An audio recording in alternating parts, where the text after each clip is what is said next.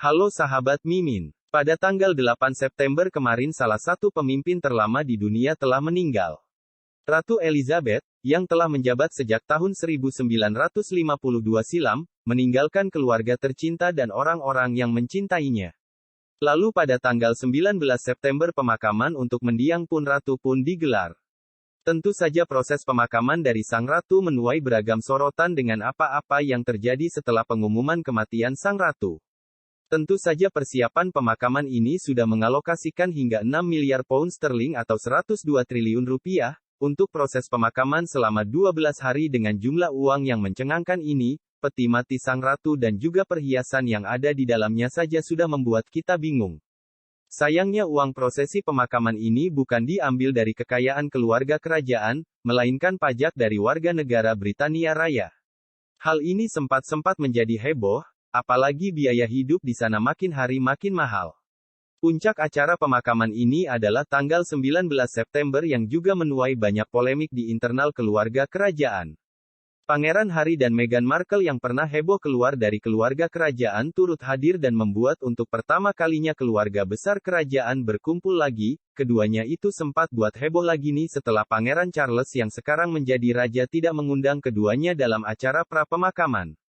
Harry baru tampak saat prosesi pemakaman dimulai menggunakan seragam militer, ya walaupun penggunaan seragam ini sempat dikomentari pihak kerajaan karena ada yang tidak terima, namun penggunaan seragam ini sudah jadi titah ratu, jadi yang menye-menye soal Harry pakai seragam militer harus diam. Di hari pemakaman rencananya, momen tersebut akan dihadiri 500 pemimpin negara ini, ada beberapa negara yang sengaja tidak diundang seperti Rusia, Belarus, Afghanistan, Myanmar, Syria, dan Venezuela.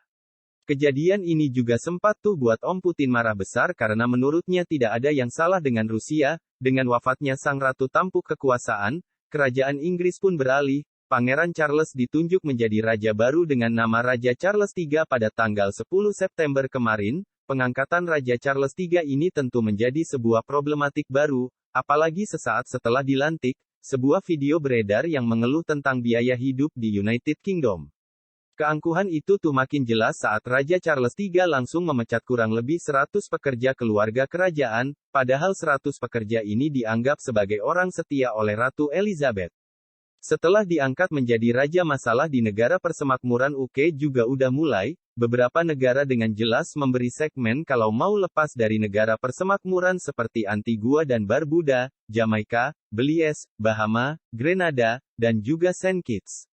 Negara tetangga kita sepertinya nyaman nih jadi negara persemakmuran setelah penunjukan Raja Charles sebagai pemimpin baru kerajaan Inggris dan dikenal sebagai penggeruhan dal kerajaan Inggris, tidak cuma dihantam oleh negara persemakmuran yang mau keluar, masyarakat Afrika Selatan bahkan meminta kalau permata yang ada di mahkota dan tongkat Ratu Elizabeth harus dikembalikan. Dari beragam pandangan di Afrika Selatan, berlian bernama Star of Africa tersebut memang milik Afrika Selatan dari awal. Makanya pihak kerajaan harus mengembalikan berlian mahal tersebut, apalagi semasa jadi negara persemakmuran Afrika Selatan mengklaim tidak mendapat manfaat positif dari Inggris. Kalau Ratu Elizabeth aja dianggap wadidal, bagaimana dengan Raja Charles III yang baru saja naik tapi udah langsung viral ya? Dari semua sorotan polemik yang terjadi, sosok dari Ratu Elizabeth II memang lumayan kontroversial.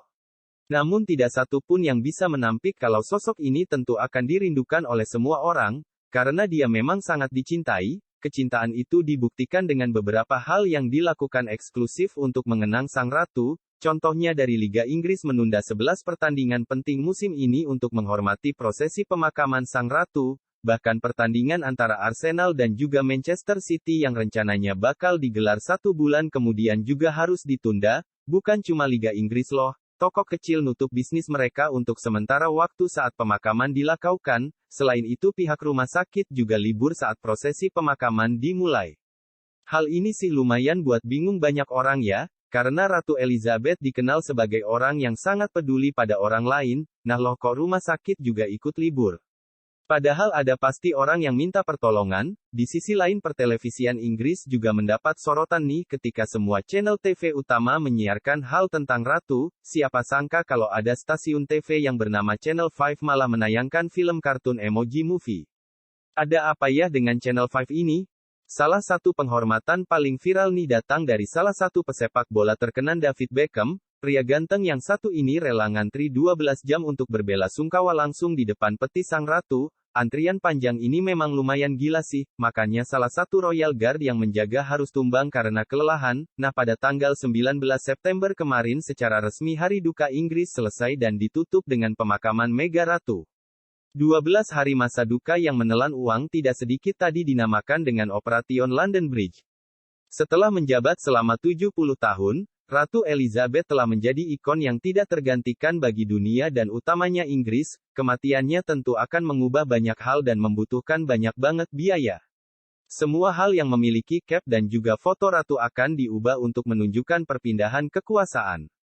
Mulai dari uang, perangko, paspor, dan juga seragam militer akan diubah, bahkan lagu kebangsaan di Inggris dan negara persemakmuran juga akan diubah. Rincian dananya emang belum keluar sih. Tapi jika melihat pemakaman memakan lebih dari 100 triliun rupiah saja, rencana pengubahan semua hal tadi memakan 2 hingga 3 kali lipat lebih banyak. Hal ini tentu menjadi mimpi buruk masyarakat di sana, apalagi ya sekarang dunia masih mengalami krisis akibat perang Rusia dan Ukraina. Nah, setelah banyak membahas tentang kematian sang ratu dan hal yang paling disoroti selama 12 hari masa berkabung tadi, menurut kamu apa sih pengaruh kematian Ratu Elizabeth bagi Indonesia? Ada atau enggak? Sebutkan jawaban kamu di kolom komentar ya.